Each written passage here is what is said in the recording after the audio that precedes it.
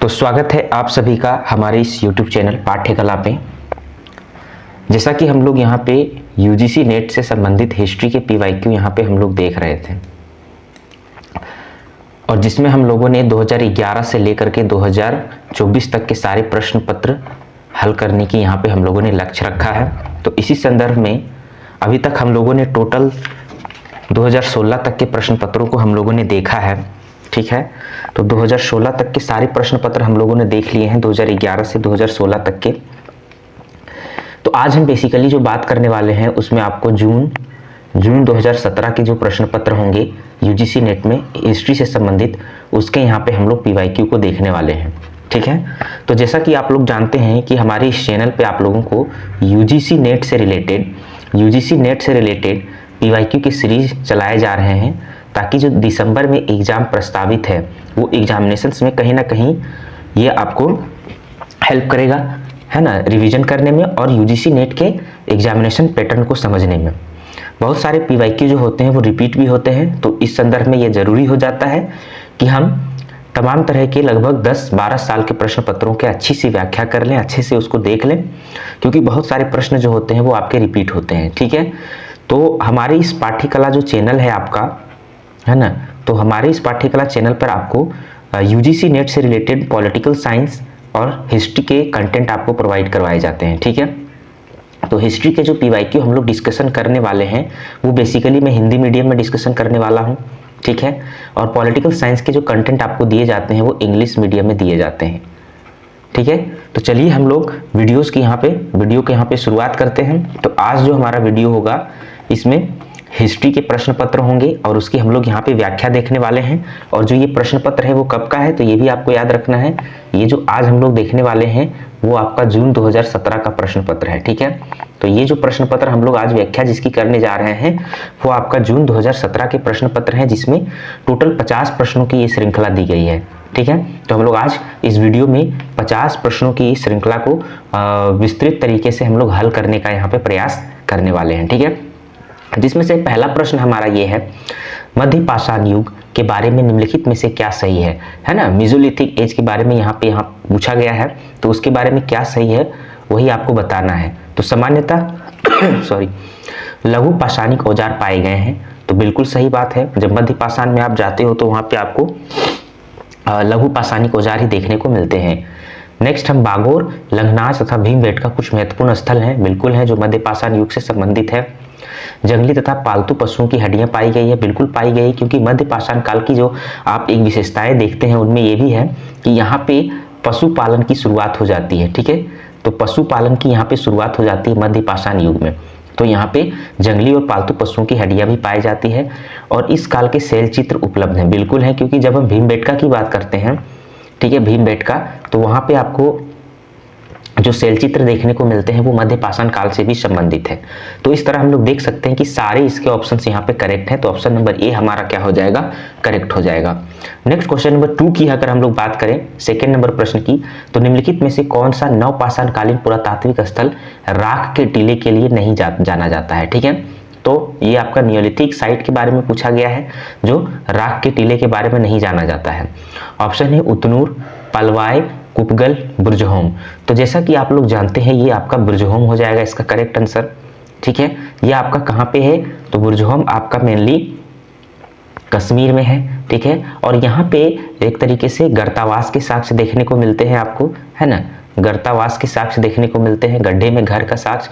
और भी इसकी एक विशेषता ये है कि यहाँ पे आपको कुत्ते के साथ, है ना, कुत्ते के साथ व्यक्ति के को दफनाने के साक्ष्य भी मिलते हैं, कुत्ते वह व्यक्ति को एक साथ दफनाने के साक्ष्य यहाँ पे देखने को मिलते हैं बुर्जहोम में, ठीक है। तो यहाँ पे इसका करेक्ट आंसर हो जाएगा ऑप्शन नंबर डी, ठीक है। सॉरी। नेक्स्ट क्वेश्चन नंबर 3 की अगर हम लोग बात करें, तो निम्नलिखित में से किस स्थल से हड़प्पा लिपि में बहुत बड़े बड़े अक्षरों में लिखा हुआ एक लघु शिलालेख प्राप्त हुआ है, ठीक है। तो लघु शिलालेख प्राप्त हुआ है और वो हड़प्पा लिपि में लिखी गई है और बड़े बड़े अक्षरों में लिखा गया, ठीक है। ऑप्शन है बनावली, धोलावीरा, कालीबंगा और मोहनजोदड़ो। तो इसका जो करेक्ट आंसर हो जाएगा वो हो जाएगा आपका धोलावीरा, ठीक है। धोलावीरा ही वो स्थान है जहाँ पे आपको एक तरीके से हड़प्पा लिपि में बड़े बड़े अक्षरों में लिखा एक तरीके से लघु शिलालेख यहाँ पे देखने को मिल जाएंगे। है ना। तो हड़प्पा लिपि जो होती थी वो मेनली किस तरह की लिपि होती थी, तो ये जो हड़प्पा में जो लिपि होती थी वो चित्रात्मक होती थी। चित्रात्मक कहने का तात्पर्य है कि ये लिपि चित्रों के द्वारा एक तरीके से भाव अंकित किए जाते थे, ठीक है। यानी कि इस लिपि को अभी तक किसी ने पढ़ नहीं पाया अच्छे तरीके से, किसी ने एक तरीके से डिसिफर नहीं कर पाया है, ठीक है। तो ये जो अभिलेख है आपको धोलावीरा में देखने को मिलता है। नेक्स्ट क्वेश्चन की अगर हम लोग बात करें तो यहाँ पे सुमेलित करने का प्रश्न दिया गया है, ठीक है। सूची 1 को सूची 2 से आपको सुमेलित करना है, नहीं यहाँ बताया कि कौन सा युग्म सुमेलित नहीं है आपका, है ना। यहाँ पे महाजनपद दिए गए हैं और उसकी राजधानी दी गई है, तो पांचाल की राजधानी मथुरा, तो ये आपका गलत हो जाएगा सॉरी। पांचाल की जो राजधानी है वो आपका क्या हो जाता है, अहिछत्र हो जाता है ना, अहिछत्र हो जाता है। या फिर हम लोग जानते हैं काम्पिल्य, है ना, अहिछत्र या फिर काम्पिल्य, ये दो ऐसे क्षेत्र हैं जो आपके मथुरा की राजधानी है। मत्स्य का विराट है, कौशल की श्रावस्ती है, मगध के गिरिव्रज भी है, और एक और है आपका राजगीर जिसे हम लोग कहते हैं, ठीक है। तो इस तरीके से हम लोग देख सकते हैं कौन सुमेलित नहीं है, तो कौन सुमेलित नहीं है, पांचाल। पांचाल की राजधानी मथुरा नहीं बल्कि अहिछत्र या काम्पिल्य होगा, ठीक है। नेक्स्ट क्वेश्चन नंबर 5 की अगर हम लोग बात करते हैं तो इसमें भी आपको क्या करना है, सूची 1 को सूची 2 से सुमेलित करने का प्रश्न दिया गया है। यहाँ पे दर्शन दिए गए हैं और यहाँ पे उनके समर्थक दिए गए हैं। योग्य, मीमांसा, सांख्य, वैशेषिक, ये सारे दर्शन हैं और उनके समर्थक हैं। तो योग्य दर्शन जो है, योग्य दर्शन वो किनसे संबंधित है, पतंजलि से संबंधित है। अगर हम बात करें वैशेषिक की तो वैशेषिक आपके कनाद से संबंधित है। सांख्य की बात करें तो ये आपका कपिल जी से संबंधित है और मीमांसा कुमारिल से संबंधित है। तो हमारा जो करेक्ट आंसर हो जाएगा ऑप्शन का वो हो जाएगा 2, 3, 1, 4, है ना, 2, 3, 1, 4। ऑप्शन नंबर बी हमारा क्या हो जाएगा यहाँ पे करेक्ट हो जाएगा, ठीक है। नेक्स्ट क्वेश्चन नंबर 6 की हम लोग यहाँ पे बात करते हैं, जिसमें है कि निम्नलिखित में से कौन सा विभाग कंटक शोधन से संबंधित था, ठीक है सॉरी, कंटक शोधन से संबंधित था। ऑप्शन है कराधान, उद्योग, पथकर, न्यायपालिका। तो न्यायपालिका जो होती थी उसे एक तरीके से कंटक शोधन कहा जाता था, है ना। जो न्यायपालिका होती थी उसे कंटक शोधन के नाम से जाना जाता था। नेक्स्ट क्वेश्चन नंबर 7 की अगर हम लोग बात करें तो यहाँ भी आपको कर दिए गए हैं और उसके अभिप्राय दिए गए हैं और बताना है कि कौन सा युग्म सुमेलित नहीं है, है ना, कौन सा युग्म सुमेलित नहीं है। विष्टि को वेगार कहा जाता था, बिल्कुल। जो विष्टि होता था वो एक तरीके से वेगार ही होता था, जिसमें लोगों को मजदूरी करवाई जाती थी बिना मजदूरी के, यहाँ पे बिना पैसे के यहाँ पे लोगों को एक तरीके से काम करवाया जाता था। भाग स्थानीकर नहीं, भाग जो होता था वो एक तरीके से भाग जो होता था वो एक तरीके से आपका क्या होता था, भूमि कर होता था, ठीक है। ये भूमि कर होता था। लैंड टैक्स जो होता था उसको भाग कहा जाता था, कर को महसूल कहा जाता था, और प्रणय जो होता था एक तरीके से आपातकाल होता था। तो ये भी सही, ये भी सही, लेकिन आपका भाग गलत हो जाएगा और यहाँ पे हमें गलत ऑप्शन ही चुनने की बात कही गई है। तो ऑप्शन नंबर बी हमारा क्या हो जाएगा, यहाँ पे करेक्ट हो जाएगा। नेक्स्ट क्वेश्चन नंबर 8 की अगर हम लोग बात करते हैं, जिसमें से है कि निम्नलिखित में से कौन बौद्ध स्थापत्य कला का भाग नहीं है ना। तो यहाँ पे दिया गया है अंड, छत्र, मेधी, अंतराल। तो ये सारे हैं आपका, लेकिन आपका ये जो अंतराल है ना, अंतराल है वो नहीं है आपका। तो जब आप बौद्ध स्थापत्य में जाएंगे तो वहाँ पे जो इस तरह के स्तूप देखने को मिलते हैं बौद्ध में, ठीक है, तो बौद्धों के, तो यहाँ पे आपको इस तरह के जो स्तूप देखने को मिलते हैं। तो यहाँ पे आपको अंड भी दिख जाएंगे, मेधी भी दिख जाएगी और छत्र भी, लेकिन अंतराल नाम का कोई किसी तरह का एक तरीके से बात नहीं होता है। नेक्स्ट क्वेश्चन नंबर 9 की अगर हम लोग बात करें तो ये कुषाण काल के बारे में दिया गया है कि कुषाण काल के बारे में निम्नलिखित में से कौन सा कथन सही है आपका। तो बड़े पैमाने पर चांदी के सिक्के का जारी किया जाना, गांधार कला का फलना फूलना, अमर सिंह का संरक्षण, बंगाल तथा साम्राज्य का विस्तार। तो कुषाण काल से संबंधित एक जो सबसे महत्वपूर्ण चीज है वो है कि इस काल में गांधार कला एक तरीके से बहुत अच्छे तरीके से फला फूला था, ठीक है। तो ये मूर्ति निर्माण की एक शैली थी, ये है ना, मूर्ति निर्माण की शैली थी, मूर्ति निर्माण की शैली थी गांधार कला। और ये गांधार कला बेसिकली कुषाण काल में बहुत ज्यादा बढ़ने लगा था, ठीक है। एक और थी आपकी मथुरा कला सॉरी। नेक्स्ट क्वेश्चन नंबर 10 की अगर हम लोग बात करें, क्वेश्चन नंबर 10 की, तो निम्नलिखित में से किस कथन के बारे में खारवेल के हाथी गुम्फा अभिलेख से पता चलता है, ठीक है। तो ये भी आपको याद रखना है कि हाथी गुम्फा अभिलेख जो है वो किनसे संबंधित है, तो खारवेल से संबंधित है। तो नीचे दिए कुछ में सही उत्तर का चयन करना है। तो वह कलिंग का शासक था, बिल्कुल, जो खारवेल थे वो कलिंग के शासक थे। वह स्वयं को महामेघवाहन कहता था, ये भी सही है। उसने जैन आचार्यों के सम्मेलन का आयोजन करवाया, अगर हम इस क्वेश्चन की देखें तो ये आपका क्या हो जाएगा, गलत हो जाएगा। उसने मूल रूप से एक नंद राजा द्वारा खुदवाई गई नहर को नगर तक आगे बढ़ाया, तो ये सही है आपका। तो इस तरीके से हमारा ऑप्शन 1, 2, 4 कहाँ पे है, 1, 2, 4 ऑप्शन नंबर डी में, यानी कि 4, तो ये हमारा क्या हो जाएगा, करेक्ट आंसर हो जाएगा। सॉरी। क्वेश्चन नंबर 11 की अगर हम लोग बात करें तो पेरिप्लस ऑफ द एरिथियन सी नामक एक पुस्तक है, में निम्नलिखित में से कौन सा वक्तव्य दिया गया है, ठीक है। तो सही उत्तर को आपको यहाँ पे चयन करना है। कोलची, कमर और पोदुक दक्षिण भारतीय पतन थे, ठीक है, तो ये बिल्कुल सही है आपका। हाथी दांत का उत्पादन दोसारने में किया जाता था, है ना, तो ये भी आपका सही है। कोलंदिया नामक बड़े पोत गंगा तथा क्रेस की ओर रवाना होते थे, ये गलत है।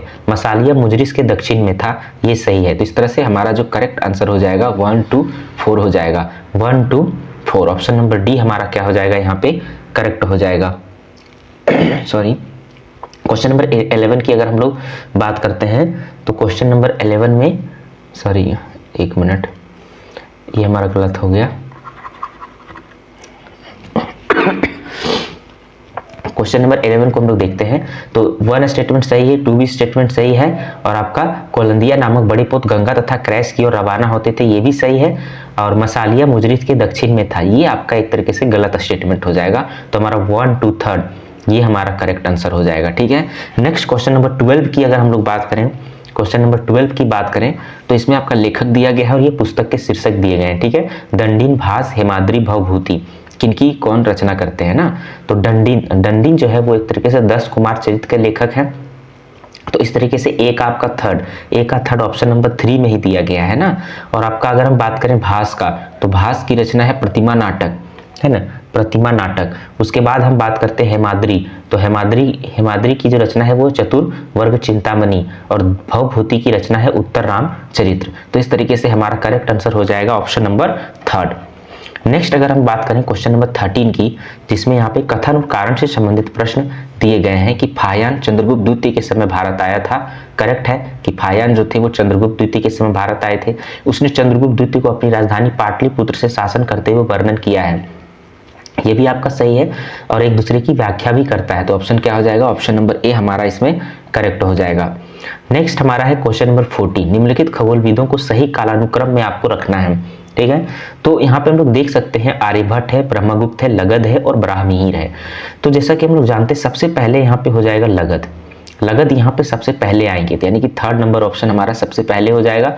तो इसमें कौन है, तो ऑप्शन नंबर 3rd में है। उसके बाद आर्यभट्ट, फिर ब्राह्मीर और सबसे लास्ट में ब्रह्मगुप्त हो जाएंगे, ठीक है। तो इस तरीके से हमारा करेक्ट आंसर हो जाएगा option number 3rd। Next question number 15 की अगर हम लोग बात करते हैं, जिसमें राजा का नाम दिया गया और यहाँ पे विरुद्ध दी गई है, यानी कि एक तरीके से उनके द्वारा जो उपाधि ली जाती थी वो दी गई है। तो नरसिंह वर्मन प्रथम, कुलोत्तुंग प्रथम, नंदी वर्मन तृतीय और पुलकेशिन द्वितीय, आपको यहाँ पे मिलान करना है। तो नरसिंह वर्मन प्रथम के जो एक तरीके से विरुद्ध थे, यानी उपाधि थी वो थी वतापी कोंड की, अगर हम लोग देखें, ठीक है। पुलकेशिन द्वितीय का जो था वो एक था सत्याश्रय। तो ए का आपका सेकेंड कहाँ पे है, ए का सेकेंड आपका ये है ना, तो यहाँ पे बी का 4 हो जाएगा, यानी कि कुलोत्तुंग प्रथम का जो एक तरीके से था वो था सुंग मर्तिवीर्त, है ना, और नंदी वर्मन तृतीय के जो है उपाधि वो है तेल्ला रेरिंद, ठीक है। तो इस तरीके से हमारा करेक्ट आंसर हो जाएगा ऑप्शन नंबर 2, यहाँ पे 15 का करेक्ट हो जाएगा। नेक्स्ट अगर हम 16 नंबर प्रश्न की बात करें तो निम्नलिखित में से कौन एक दक्षिण भारतीय वाणिज्य समुद्री संगठन नहीं था। दक्षिण भारतीय का वाणिज्य समुद्री संगठन, यानी कि जो वैसा संगठन जो व्यापार से संबंधित था, ठीक है, लेकिन यहाँ पे जो नहीं था, तो अर्जुन वनगम ये था, मणिग्रामम भी थे और एनुरुवर भी थे। महाजन नहीं था। महाजन जो था वो बेसिकली क्या था, वो ऋण देने का काम करते थे, ठीक है ना। तो आज भी यहाँ पे हम लोग देखते हैं कि महाजन एक तरीके से ऋण देने का काम करते हैं। ये एक तरीके से वाणिज्य संगठन या सामुद्रिक संगठन नहीं हुआ करता था। नेक्स्ट क्वेश्चन नंबर 17 की अगर हम लोग बात करें तो इसमें प्रश्न दिया गया है श्री विजय राज्य के बारे में निम्नलिखित में से कौन सा कथन सही है, यानी कि आपको सही स्टेटमेंट यहाँ पे चुनना है, ठीक है। ऑप्शन में कि पाल वंश के देवपाल ने बाल पुत्र देव द्वारा निर्मित बौद्ध मठ के निर्वाह के लिए गांव दान में दिए। तो अगर हम 17 नंबर प्रश्न की बात करें तो ये बिल्कुल स्टेटमेंट सही है आपका।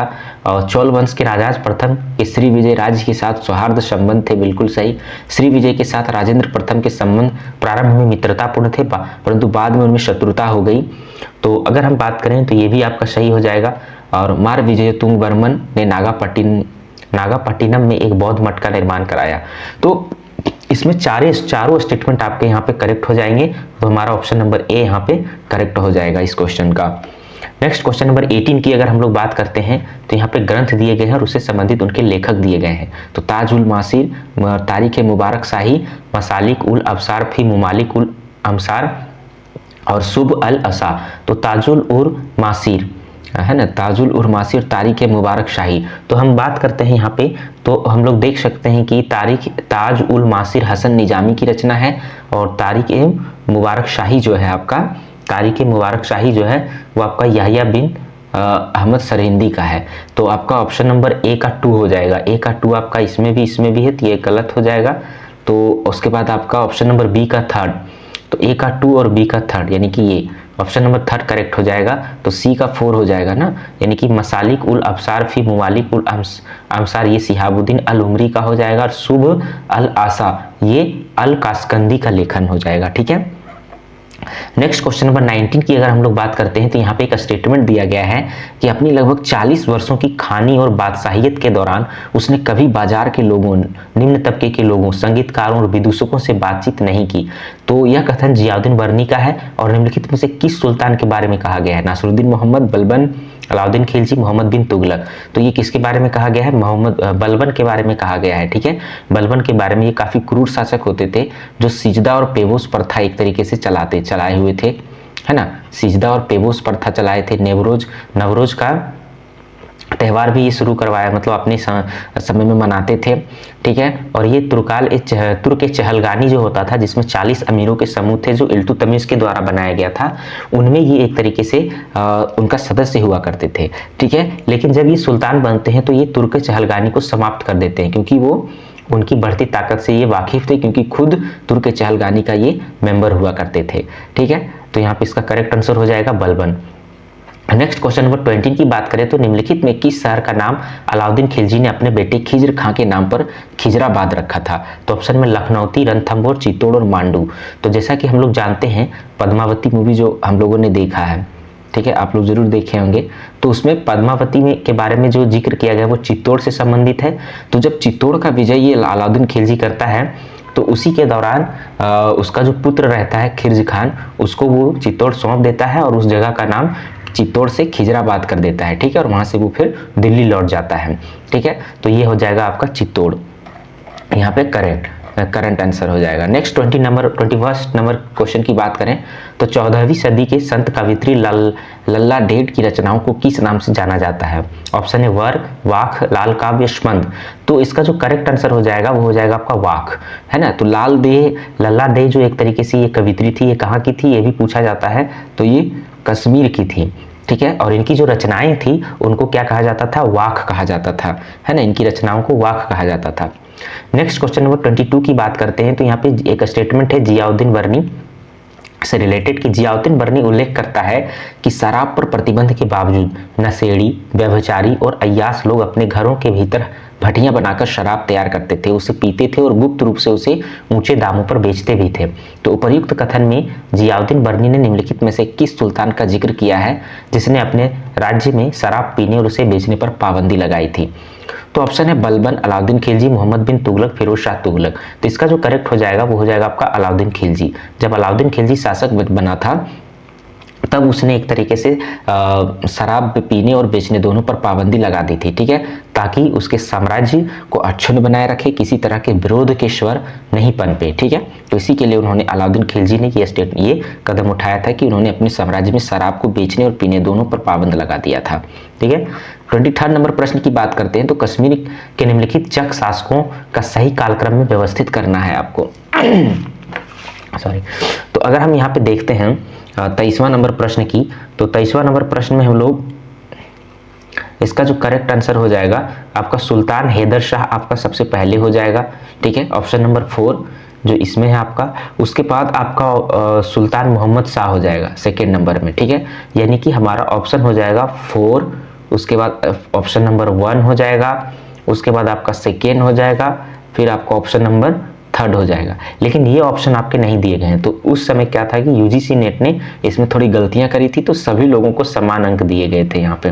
तो ऐसे जो भी प्रश्न आपको आते हैं जिसको यूजीसी गलत मानता है, तो उसमें सभी व्यक्ति को, अगर आपने अटेम्प्ट किया है तो सारे लोगों को समान अंक उसमें दिए जाते हैं। तो इसका जो करेक्ट आंसर हो जाएगा वो आपका ये हो जाएगा, सारे सीक्वेंस यहाँ पे इसके क्या हैं, गलत हैं।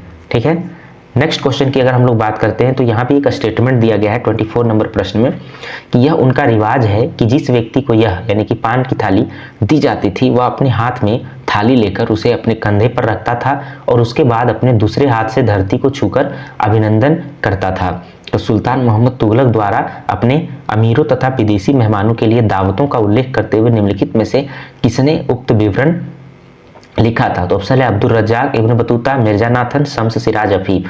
तो ध्यान रखना है सुल्तान मोहम्मद तुगलक के बारे में बात कही गई है, तो इनके साथ भारत आते हैं 1333 में कौन? Ibn Battuta. तो यहाँ से भी हम लोग आंसर पकड़ सकते हैं कि इसका करेक्ट आंसर हो जाएगा इब्न बतूता, यानी कि 1333 ईस्वी में वो भारत आते हैं सुल्तान मोहम्मद बिन तुगलक के साथ में।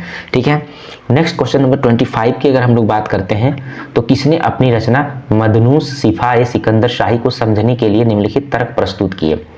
तो पहली बात तो यह है कि यूनानी दवाएं भारत की जलवायु के अनुरूप नहीं थी, और दूसरी बात यह है कि उस प्रणाली में उल्लिखित औषधीय पौधों की भारत में पहचान करना अथवा उन्हें प्राप्त करना संभव नहीं था। तो ये मेनली किसके स्टेटमेंट हैं?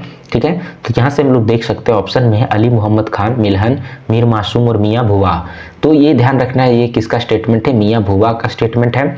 और ये पुस्तक को भी आपको याद रखना है कि मदनूस सिफा सिकंदर शाही, ये किनकी रचना है? तो मियाँ भुवा की रचना है। ठीक है, तो यहाँ से 2 प्रश्न हमारे हो जाएंगे। नेक्स्ट क्वेश्चन नंबर 26 की बात करते हैं तो काजियों के मार्गदर्शन के लिए प्रमाणित कृति हनफी फिक्ह से महत्वपूर्ण उद्धरणों को निकालकर उन्हें संकलित करने का जो काम औरंगजेब ने कराया उस ग्रंथ का क्या नाम था? ठीक है, तो यहाँ पे ध्यान रखना है कि हनफी फिक्ह जो है ये एक तरीके से जो कृति है उसमें आपको काजी के मार्गदर्शन संबंधित चीजें हैं, तो इसको एक तरीके से संकलित करवाने का काम औरंगजेब ने किया था। तो उस ग्रंथ का क्या नाम था, किस नाम से उसका संकलन करवाया था? तो फतवा-ए-आलमगीरी इसका करेक्ट आंसर हो जाएगा, फतवा-ए-आलमगीरी। ठीक है, नेक्स्ट क्वेश्चन नंबर 27 की अगर हम लोग बात करें तो अबुल फजल ने किसे सादा लहू यानी कि एक सरल व्यक्ति बताया है, क्योंकि उसने उस मूर्ति के खो जाने पर शौक मनाया था जिसकी वह पूजा करता था, और अबुल फजल ने उसे रिवाजों का अंधभक्त भी कहा है। तो ये जो स्टेटमेंट है अबुल फजल का वो किसके संदर्भ में दिया गया है? टोडरमल के द्वारा दिया गया है, जो अकबर के नवरत्न हुआ करते थे, नवरत्नों में से एक हुआ करते थे, और इन्होंने ही भूमि की मापन में दहसाला पद्धति को शुरुआत किया था। तो इसी के संदर्भ में अबुल फजल ने इन्हें सादा लहू यानी कि एक सरल व्यक्ति और रिवाजों का अंधभक्त कहा है। तो यहाँ से ये याद रखना है।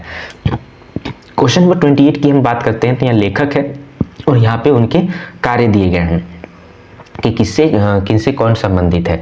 तो जगन्नाथ पंडित जो है ये रसगंगाधर के लेखक हैं। ठीक है, अगर आप बात करें शुक की तो राजा वली पताका शुक की रचना है। ठीक है, उसी तरह अगर हम लोग बात करते हैं भोज प्रबंध की तो ये बलाल देव की रचना है ना, बलाल सेन की रचना नहीं है, ये एक तरीके से बलाल देव की रचना है। तो यहाँ पे ध्यान रखना है ये बलाल देव की रचना है, और ये पारसी प्रकाश जो है वो अकबर के समय में लिखा गया था। ठीक है, अकबर के समय में लिखा गया था। तो इसका भी एक तरीके से यहाँ पे सही आंसर नहीं दिया गया है। तो वहाँ पे क्या थी कि यूजीसी ने सभी को समान अंक दिए थे। ठीक है, तो ऐसे प्रश्न में आपको घबराना नहीं है। जो प्रश्न यूजीसी गलत मानती है या उससे कोई गलती होता है उसमें सभी को समान अंक दिए जाते हैं।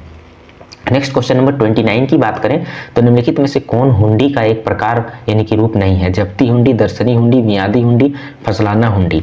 ठीक है, तो 29 नंबर प्रश्न की अगर हम लोग यहाँ पे देखें तो हम लोग देख सकते हैं कि कौन सा नहीं है। तो ऑप्शन हो जाएगा जब्ती हुंडी नहीं है और फसलाना हुंडी नहीं है। तो ऑप्शन हो जाएगा ये।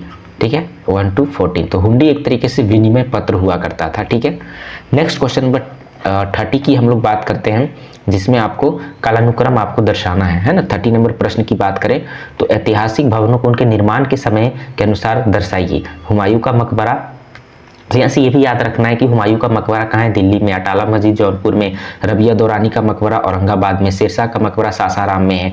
तो सबसे पहले यहाँ पे इसका जो करेक्ट हो जाएगा वो क्या हो जाएगा, सबसे पहले अटाला का मस्जिद बना, उसके बाद शेरशाह का मकबरा बना, उसके बाद हुमायूं का मकबरा और सबसे लास्ट में रबिया दौरानी का मकबरा बना।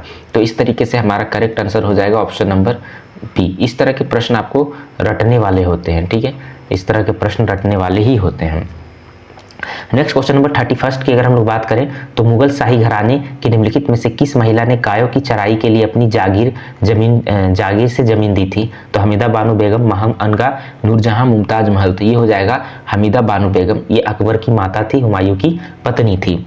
नेक्स्ट हम लोग क्वेश्चन नंबर 32 की बात करें तो निम्नलिखित में से कौन सा कथन सही नहीं है ना। तो सूबे के प्रादेशिक प्रभाव सरकार में कई अधिकारियों की नियुक्ति की जाती थी। तो 32 नंबर प्रश्न की यहाँ पे हम लोग देखने वाले हैं कि कौन सही नहीं है। सरकार के शीर्षस्थ अधिकारी को फौजदार कहा जाता था, ये सही है। अधिकारियों में से एक को सरकार का प्रधान कहा जाता था, ये बिल्कुल गलत है, क्योंकि सरकार के प्रधान जो होते थे वो सामान्यतः राजा के द्वारा डायरेक्ट नियुक्त करते थे, वो अधिकारी में से नहीं होते थे, राजघराने से होते थे। फौजदार का कर्तव्य अपनी सरकार में कानून व्यवस्था को बनाए रखना होता था। तो नहीं की बात कहिए तो हमारा करेक्ट आंसर थर्ड हो जाएगा। नेक्स्ट 33 की अगर हम लोग बात करें क्वेश्चन नंबर 33 की, तो औरंगजेब से अपनी बातचीत के दौरान मिर्जा मुकर्रम सफवी ने उससे संगीत के बारे में अपने विचार प्रकट करने को कहा। संगीत के बारे में औरंगजेब के विचारों के संदर्भ में निम्नलिखित में से कौन सा कथन सही है। तो संगीत मुबाह है, ना वह अच्छा है ना बुरा है, ये सही है। तो मैं गायन और वाद्य संगीत नापसंद करता हूँ। तो 33 कि हम लोग बात करें तो ये नहीं कहा था, क्योंकि वो स्वयं वीणा का वादक था, है ना। मैं बिना बांसुरी खासकर पखावज के संगीत नहीं सुन सकता, ये सही है। बांसुरी एकमत से प्रतिबंधित है, इसलिए मैंने संगीत छोड़ दिया, ये भी कहा था। तो 1, 3, 4 ऑप्शन नंबर 4 हमारा करेक्ट हो जाएगा, ठीक है।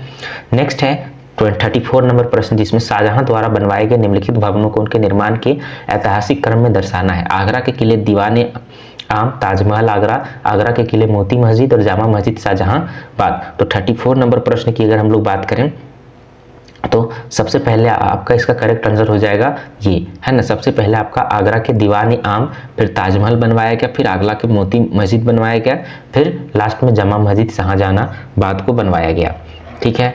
नेक्स्ट 35 नंबर प्रश्न की अगर हम लोग बात करें तो 1843 के इंडिया एक्ट 5, ठीक है, द्वारा भारत में किस प्रथा को अवैध घोषित किया गया। ऑप्शन है सती, शिशु हत्या, दास्ता, दहेज। तो इसका करेक्ट आंसर हो जाएगा दास्ता को। तो यहाँ इस समय जो था वो लॉर्ड एलनबरो थे, यहाँ के वाइस, एक तरीके से क्या कह सकते हैं, गवर्नर लॉर्ड एलनबरो।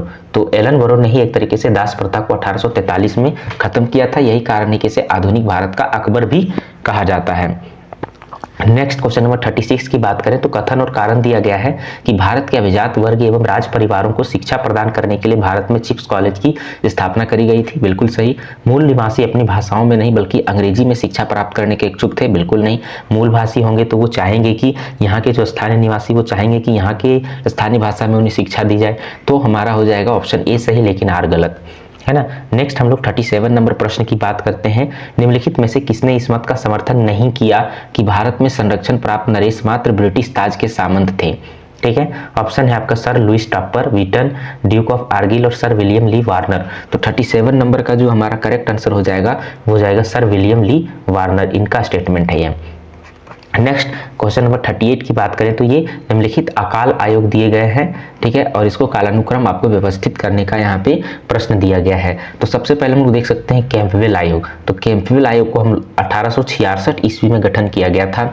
अस्ट्रेची की बात करें तो इसको 1878 में गठित किया गया था। अगर हम लॉयल कमीशन की बात करें तो इनका गठन 1894 के आसपास होता है ना। और मैकडोनल्ड आयोग की अगर हम लोग बात करें तो इसका गठन 1900 के आसपास होता है, ठीक है। तो इस तरह से हमारा जो सबसे पहला हो जाएगा वो हो जाएगा डी। डी सबसे पहला किस में है आपका, ये ऑप्शन नंबर 3 में है डी। उसके बाद आपका बी, उसके बाद आपका सी और फिर ए। तो ये करेक्ट हो जाएगा आपका, ठीक है। नेक्स्ट 39 नंबर प्रश्न की हम लोग बात करते हैं, जिसमें ब्रिटिश औपनिवेशिक सरकार द्वारा प्रथम फैक्ट्री अधिनियम कब पारित किया गया, है ना। 39 नंबर प्रश्न तो ये तो जानते हैं 1881 में 1861 में प्रथम फैक्ट्री अधिनियम बनाया गया था ब्रिटिश सरकार के द्वारा। नेक्स्ट हम लोग क्वेश्चन नंबर 40 की बात करें तो निम्नलिखित में से कौन घोषित उद्देश्य अखिल भारतीय मुस्लिम लीग की स्थापना का नहीं था। यानी कि जो मुस्लिम लीग की स्थापना हुई थी उनमें क्या उद्देश्य उनका नहीं था स्थापना का। तो भारतीय मुसलमानों में सर्व इस्लामवाद की विचारधारा को प्रसारित करना, ये नहीं था। भारतीय मुसलमानों के राजनीतिक अधिकारों और हितों के ब्रिटिश सरकार के समक्ष पैरवी करना, ये था। उसके बाद भारतीय मुसलमानों में ब्रिटिश सरकार के प्रति वफादारी की भावना प्रोत्साहित करना, बिल्कुल। अन्य समुदायों के प्रति भारतीय मुसलमानों में किसी भी प्रकार का विद्वेष की भावना को रोकना, है ना। तो ये था। तो इस तरीके से हमारा करेक्ट आंसर हो जाएगा ऑप्शन नंबर ए, क्योंकि पूछा है नहीं था। ठीक है, नेक्स्ट हम लोग क्वेश्चन नंबर 41 की बात करें तो इसमें आपको बताना है कि खिलाफत कमेटी के सदस्य कौन थे। ठीक है, तो शौकत अली थे, हजरत मोहानी भी थे और हकीम अजमल खान थे, मुस्तफ़ा नसरुद्दीन नहीं था। ठीक है, तो 41 का हमारा करेक्ट आंसर हो जाएगा ABC, ऑप्शन नंबर 3 यहाँ पे करेक्ट हो जाएगा। नेक्स्ट हम लोग क्वेश्चन नंबर 42 की हम लोग बात करते हैं, जिसमें सूची 1 को सूची 2 से मिलाना है। MC राजा, जगजीवन राम, BR अम्बेडकर, महात्मा गांधी। तो महात्मा गांधी तो आपके ऑल इंडिया हरिजन संघ से संबंधित हो जाएंगे। टी का 4 यहाँ पे दोनों में है, तो ऑप्शन ए और ये कट जाएगा। और BR अम्बेडकर जी जो है उनकी वो किनकी हैं, तो all India depressed classes Congress ये हो जाएंगे, यानी कि सी का 2 हो जाएगा आपका। तो सी का 2 ऑप्शन नंबर 3 हमारा करेक्ट हो जाएगा 42 का।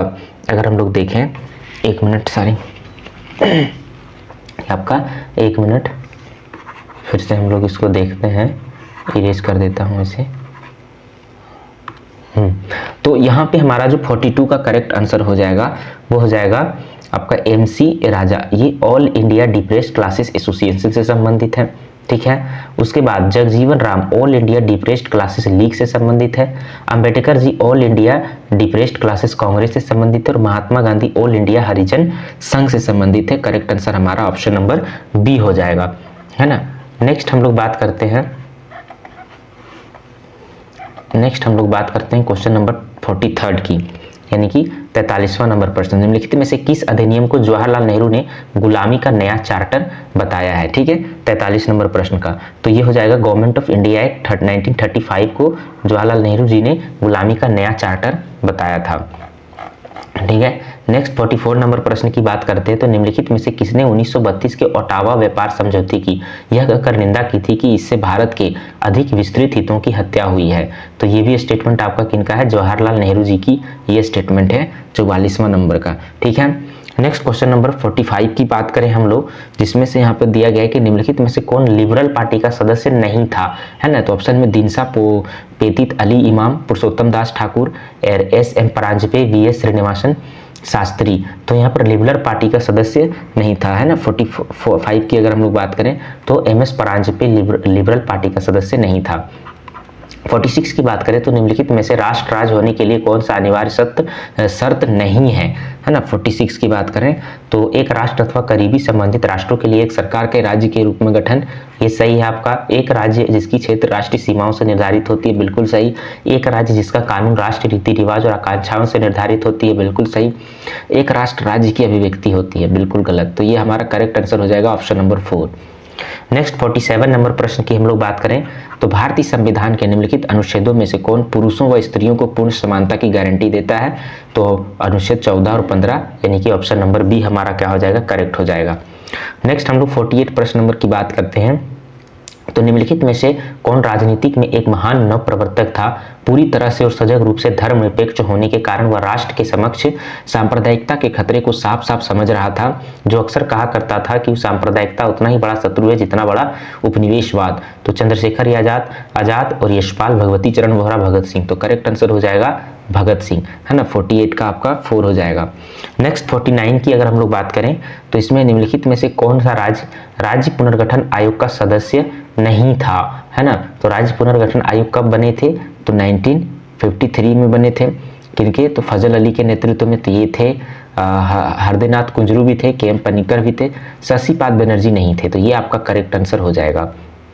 लास्ट नंबर क्वेश्चन 50 की बात करें तो किसने प्रत्यक्षवाद शब्द को गढ़ा और प्रत्यक्षवादी दर्शन की स्थापना की। ठीक है, निबुअर, क्रांके, अगस्ट कॉम्टे और थॉमस बकल। तो 50वां नंबर प्रश्न में हो जाएगा अगस्ट कॉम्टे, ये प्रत्यक्षवाद से संबंध थे। ठीक है, तो इस तरीके से हम लोगों ने टोटल आज 50 प्रश्नों की श्रृंखला को देखा जो जून 2017 के प्रश्न पत्र हैं। ठीक है, अगला जो वीडियो हमारा होगा उसमें हम लोग दिसंबर 2017 के प्रश्न पत्र को देखने वाले हैं। ठीक है, इस तरीके से हम लोग लेटेस्ट जो 2024 तक के प्रश्न पत्र हैं उनकी हम लोग यहाँ पे व्याख्या करेंगे। जो तो हमारा 2011 से लेकर के 2024 तक के सारे प्रश्न पत्र यहाँ पे देखने को मिल जाएंगे, जिसमें टोटल आपके 15 साल के प्रश्न पत्र आपके पास होंगे। बहुत सारे क्वेश्चन जो पीवाईक्यू में रिपीट भी होंगे और पैटर्न को समझने में मदद करेगी। और हिस्टोरियोग्राफी के प्रश्न तो डायरेक्ट यहाँ पे रिपीटेड होते हैं, इसलिए हमारे इस चैनल से जुड़े, व्याख्या को देखें और इस पीवाईक्यू सीरीज का लाभ उठाएं। और ज़्यादा से ज़्यादा हमारे इस वीडियो को शेयर करें, लाइक करें, कमेंट करें और बताएं कि और भी किस तरह के कंटेंट आप लोगों को चाहिए। आने वाले आगामी कुछ महीनों में आपको यहाँ पे बहुत सारे एग्जामिनेशन से रिलेटेड तमाम तरह के कंटेंट देखने को मिलेंगे, इसलिए हमारे इस चैनल को लाइक करें, शेयर करें, सब्सक्राइब करें। और हमारे इस वीडियो को देखने के लिए आप सभी को बहुत बहुत धन्यवाद।